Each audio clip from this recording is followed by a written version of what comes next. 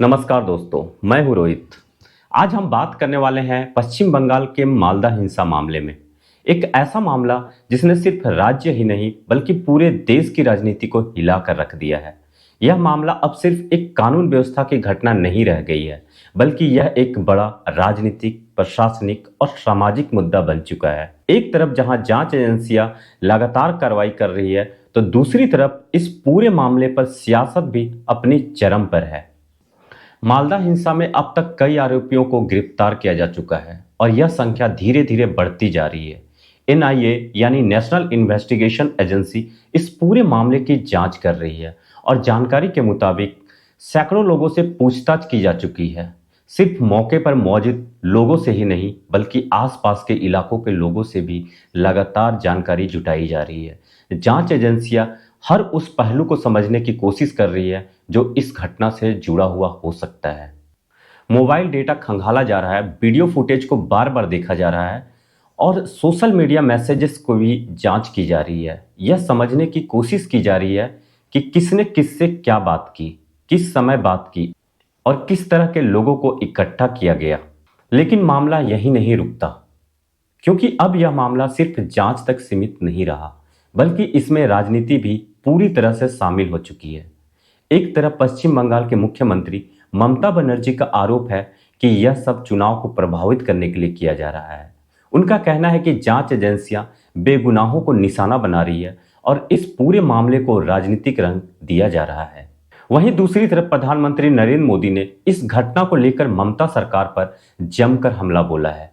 उन्होंने साफ शब्दों में कहा है, बंगाल में कानून व्यवस्था पूरी तरह बिगड़ चुकी है और राज्य को हिंसा की ओर धकेल दिया गया है। अब आते हैं सबसे बड़े सवाल पर, आखिर मालदा में हुआ क्या? जानकारी के मुताबिक जिस दिन यह घटना हुई उस दिन अचानक बड़ी संख्या में लोग एक जगह पर इकट्ठा हो गए। भीड़ इतनी ज्यादा थी कि उसने रास्तों को जाम कर दिया, वाहनों पर हमला किया और कई जगहों पर पथराव शुरू हो गया। अब यहां सबसे बड़ा सवाल यह उठता है कि क्या इतनी भीड़ अचानक इकट्ठा हो सकती है? क्या यह सिर्फ एक सामान्य विरोध था या फिर इसके पीछे कोई सुनियोजित साजिश थी? सूत्रों के मुताबिक व्हाट्सएप और अन्य प्लेटफॉर्म के जरिए लोगों को इकट्ठा किया गया। अगर किसी हाईवे को रोकने के लिए 2000 से 3000 लोगों की जरूरत होती है तो यह बिना प्लानिंग के संभव नहीं है। यानी यह मानना मुश्किल है कि यह घटना अचानक हुई। जांच में यह भी सामने आ रहा है कि उस दिन हालत बेहद गंभीर हो सकते थे। अगर समय रहते केंद्रीय बल मौके पर नहीं पहुंचते तो यह मामला और भी खतरनाक हो सकता था। कई किलोमीटर तक गाड़ियों पर पथराव हुआ, वाहनों के शीशे टूटे और लोगों में डर का माहौल बन गया।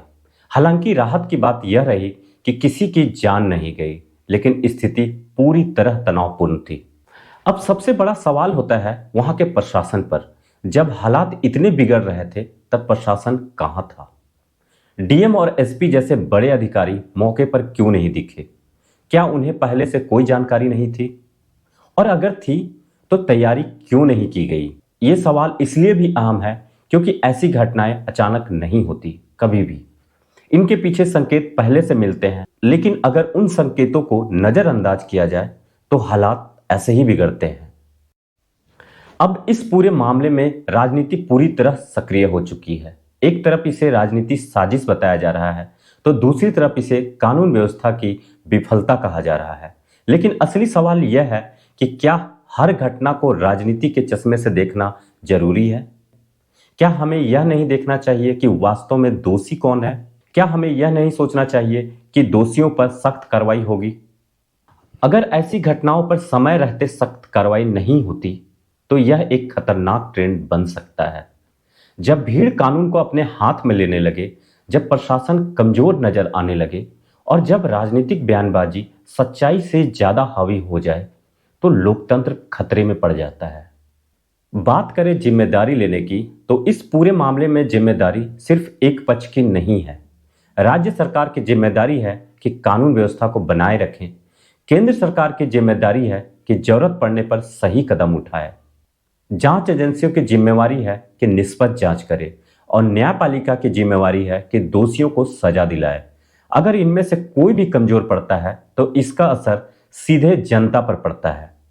आज आम जनता सिर्फ एक ही चीज चाहती है, सच्चाई और न्याय। तो मालदा हिंसा अब सिर्फ एक घटना नहीं रही, यह अब एक बड़ा राजनीति और सामाजिक मुद्दा बन चुकी है।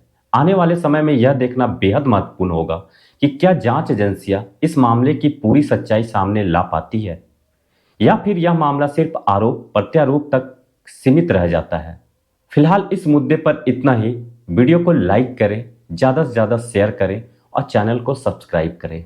फिर मिलते हैं नेक्स्ट वीडियो में। धन्यवाद।